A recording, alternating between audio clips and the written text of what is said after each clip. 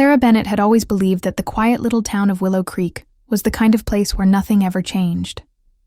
Tucked between snowy mountains and endless pine forests, the town was a world away from chaos and noise, a place where people knew each other's names, routines, and secrets. Or at least so she thought.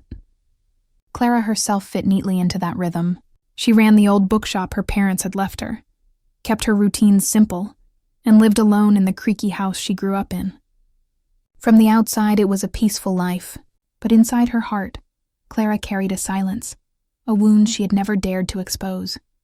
For 7 years, tucked away in the top drawer of her desk, there was an envelope with her name scrawled across it in Daniel Carter's handwriting.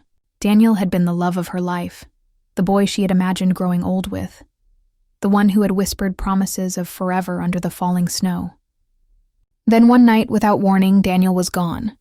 No explanation, no goodbye, only that letter, delivered to her doorstep, with 5 chilling words on the front. Open when you're ready to know. She had never opened it. Clara told herself it was because she didn't need answers, that she had moved on, that the words inside would not change the fact he was gone. But the truth was simpler. She was afraid of what it might reveal, afraid that maybe he had betrayed her, or worse, that he had never loved her the way she had loved him. So year after year she left it sealed, untouched, until the edges yellowed and the ink began to fade. Then, one snow-swept December evening, everything changed. The bell above the door of her bookshop jingled as a stranger walked in.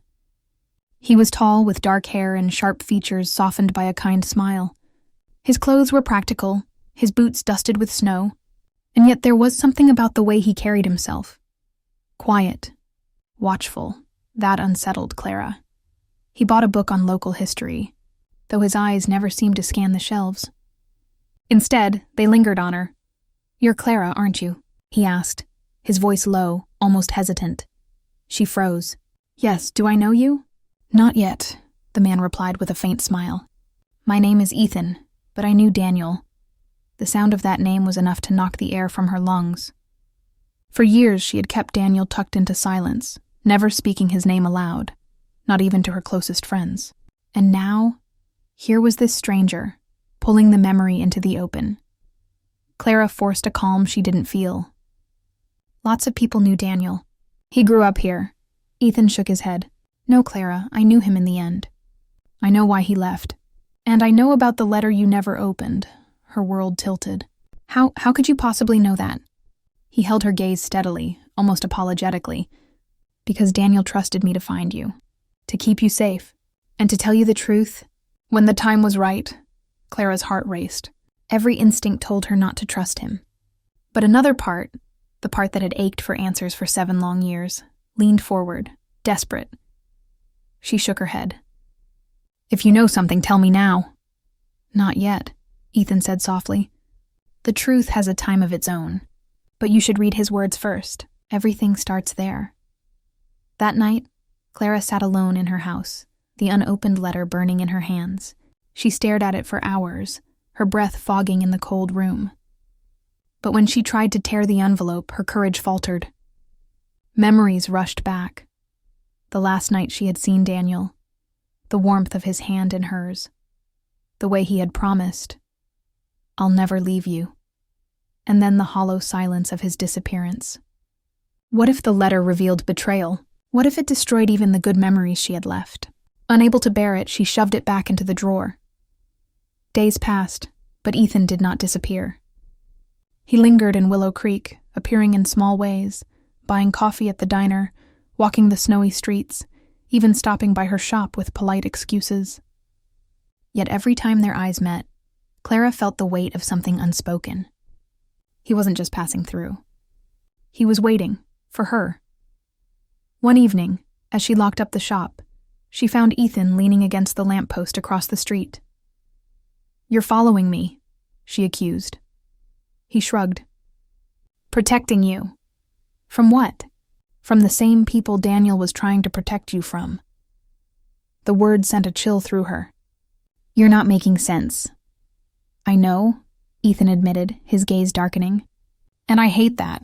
But until you read his letter, my words won't mean anything. He wanted you to see it for yourself." The frustration in Clara boiled over. You expect me to believe that my first love disappeared because of some hidden danger? That he left me to protect me? That's absurd, is it? Ethan's voice was quiet, but steady. Then why haven't you opened the letter? The question struck her like lightning, because deep down, she already feared the truth.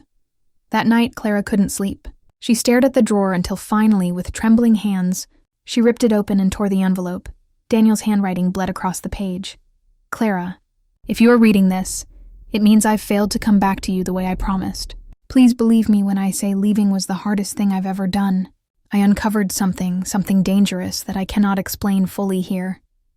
Powerful men in this town are not what they seem. They will hurt anyone close to me if they know I've spoken. I left to protect you, Clara, and I trusted someone, Ethan, to guard you when I couldn't.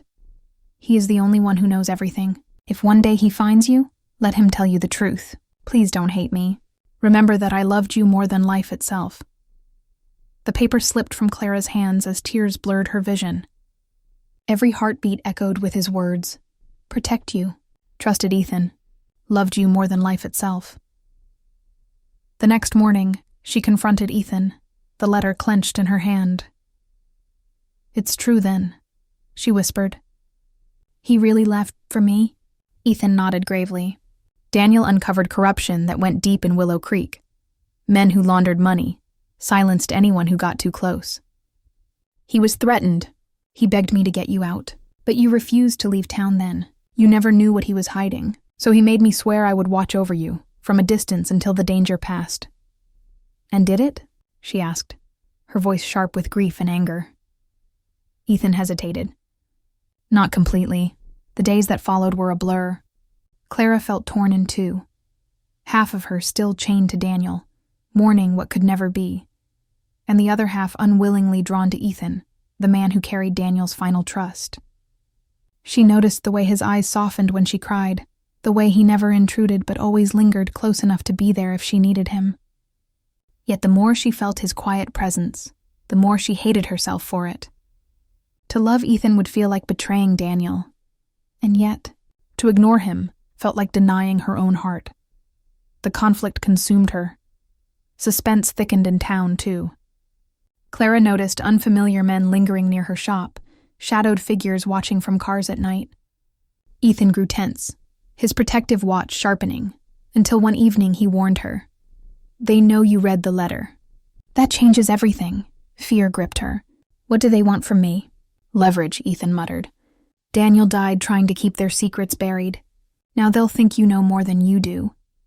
And suddenly, Clara's quiet little life was gone.